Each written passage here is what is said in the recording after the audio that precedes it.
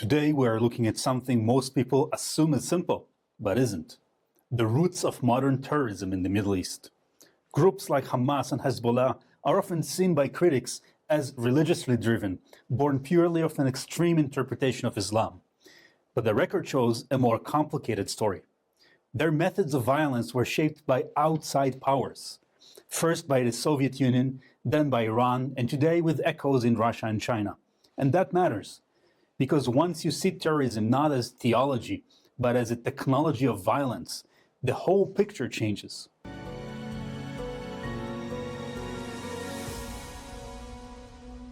Welcome to Global Risk Profile, where we break down the headlines that matter and the ones that should.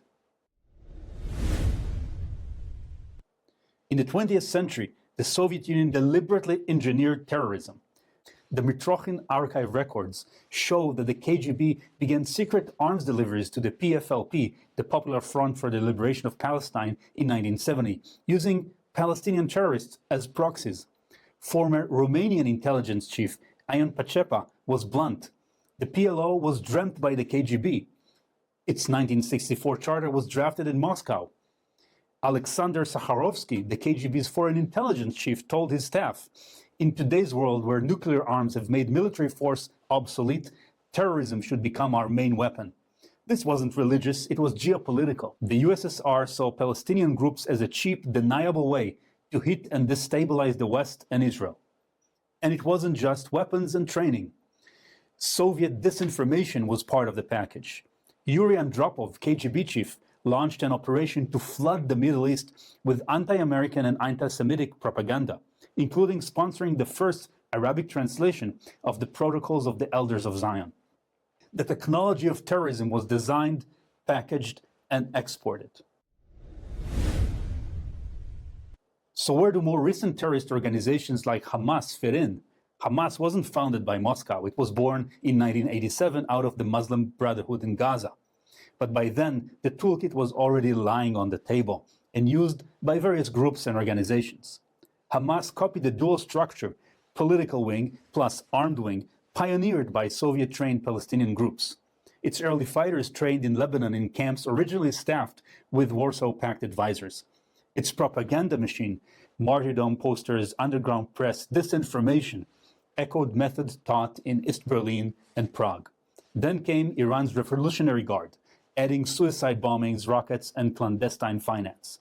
So Hamas's operational DNA is a hybrid. There is so-called religious rhetoric, fused with a Cold War revolutionary playbook. Here's the shift we need to make. Terrorism isn't theology, it's technology. And like any technology, it requires conditions to be adopted. In particular, 1. Leaders without conscience, sociopaths who treat people as pawns. And 2. Followers conditioned through propaganda, often starting with real grievances, but driven to false, destructive conclusions. That is true in Gaza today, and it was true in the communist revolutions of the 20th century.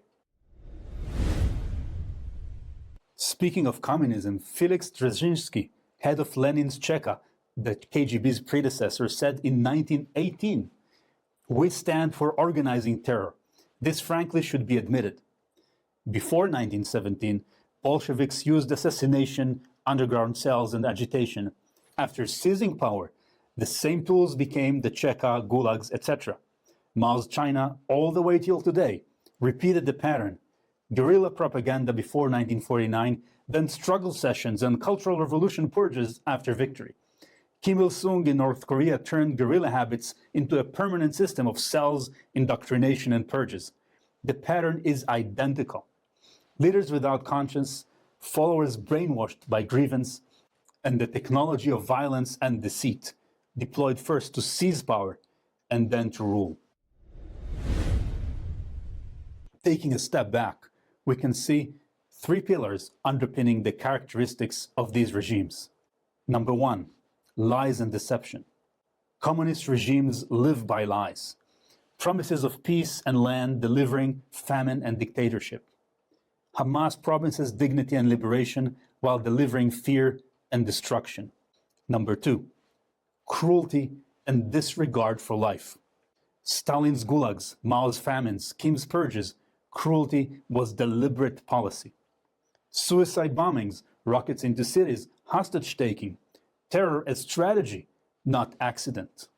And 3, endless struggle, permanent revolution, continuous class struggle, eternal resistance. Victory is never allowed because the system survives only by manufacturing new enemies. When we strip away the banners, we see the same 3 pillars every time.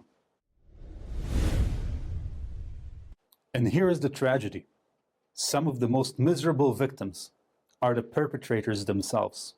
Mao's Red Guards were teenagers denouncing their parents, later discarded. Soviet youths cheering purges only to vanish into gulags.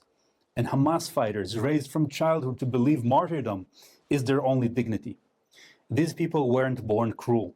They were deceived. That doesn't excuse the crimes, but it explains how systems can consume entire generations.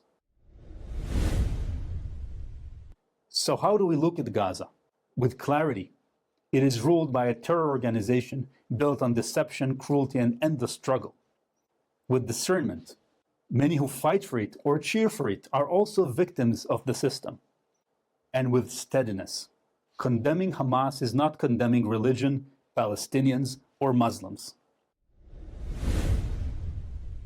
The Soviet Union may be gone, but its methods didn't die.